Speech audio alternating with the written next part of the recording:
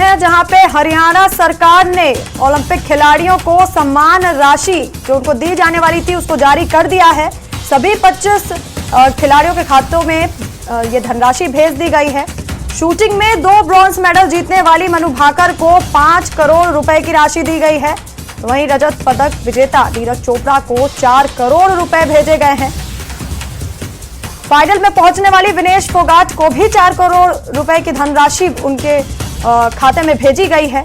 Shooting में कांस्य पदक विजेता सरबजोत सिंह को 2.5 करोड़ रुपए, तो पहलवान अमन सहरावत को भी 2.5 करोड़ रुपए की सम्मान राशि मिली है। हॉकी खिलाड़ी अभिषेक नैन, सुमित कुमार और संजय सिंह को इनको भी 2.5 करोड़ रुपए खिलाड़ी सम्मान राशि दी गई है। इसके अलावा 17 प्रतिभागी खिलाड़ियों को भी 15-15 लाख रुपए की सम्मान राशि दी गई है। तो हरियाणा सरकार ने सम्मान राशि जारी की है। 25 खिलाड़ियों के खातों में ये धनराशि भेजी गई है। जहां मनु भाकर को 5 करोड़ रुपए की धनराशि उनके खाते में भेजी गई है, वहीं रजत पदक विजेता नीरज चोपड़ा को 4 करोड़, तो फाइनल में पहुंचने वाली विनेश फोगाट को भी 4 करोड़ रुपए उनके खाते में भेजे गए। शूटिंग में कांस्य पदक विजेता सरबजोत सिंह, पहलवान अमन सहरावत, इनके खाते में 2.5 करोड़ की धनराशि भेजी गई है। तो हरियाणा सरकार की तरफ से सम्मान राशि ओलंपिक खिलाड़ियों को जारी की गई है। और इसी खबर पर हम रुख करेंगे हमारे सहयोगी धीरेन्द्र चौधरी का। तो धीरेन्द्र, अब हरियाणा सरकार की तरफ से खिलाड़ियों के लिए ये सम्मान राशि जारी कर दी गई है, जहां मनु भाकर के खाते में 5 करोड़ की धनराशि गई है, वहीं सभी खिलाड़ियों के खाते में 2.5 करोड़ तो 4 लाख की राशि गई है। देखिए वैष्णवी, हरियाणा सरकार की खेल नीति है और उस खेल नीति के मुताबिक ही जो ओलंपिक या पैरा ओलंपिक में खिलाड़ी पदक जीत कर आते हैं तो उनको एक तय धनराशि है जो हरियाणा सरकार की तरफ से सम्मान स्वरूप दी जाती है।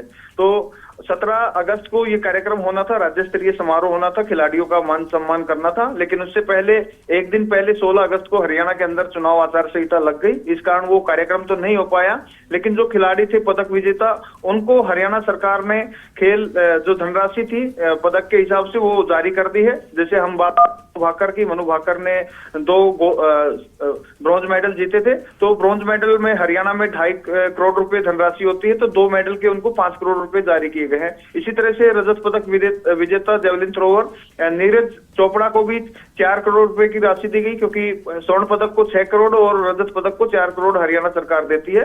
विनेश फोगाट को भी रजत पदक विजेता के लिहाज से ही वही धनराशि उनको भी दी गई है। इसके अलावा जो 3 हॉकी के खिलाड़ी हैं उनको भी 2.5 करोड़ रुपए, और एक रेसलर है अमन सहरावत जिन्होंने ब्रॉन्ज मेडल जीता था, उनको भी 2.5 करोड़ रुपए की धनराशि हरियाणा सरकार की तरफ से जारी की गई है। और 17 ऐसे प्रतिभागी थे जो ओलंपिक में भारत का प्रतिनिधित्व जिन्होंने किया था और वो हरियाणा से संबंधित थे। उन 17 को भी 15-15 लाख रुपए उनके खातों में हरियाणा सरकार ने खेल नीति के मुताबिक दिए हैं। तो ये एक बड़ी खबर है।